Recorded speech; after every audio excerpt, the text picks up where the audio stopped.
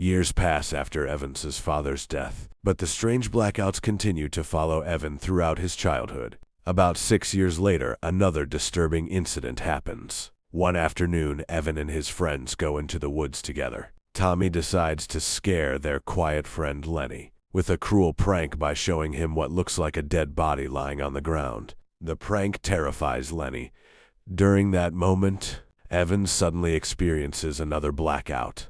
When he wakes up later, he has no memory of what really happened in the woods. Moments like this continue to happen throughout Evans's childhood, leaving him confused and frightened about his own mind. Years later, Evan grows up and becomes a college student trying to live a normal life. One evening in his dorm room while sitting with his girlfriend, Evan finds the journals he wrote during childhood and begins reading them.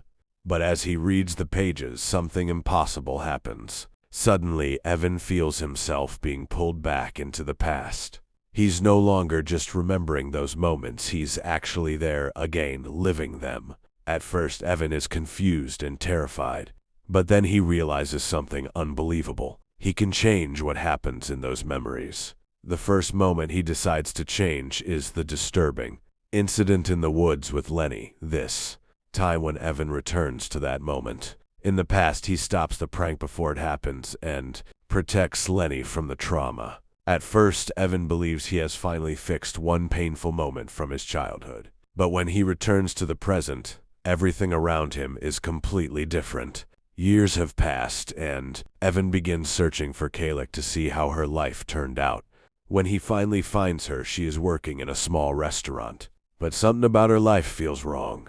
Kayla is distant and unhappy, and it becomes clear that the problems from her childhood still affected her deeply. Seeing this makes Evan realize that fixing the woods incident was not enough.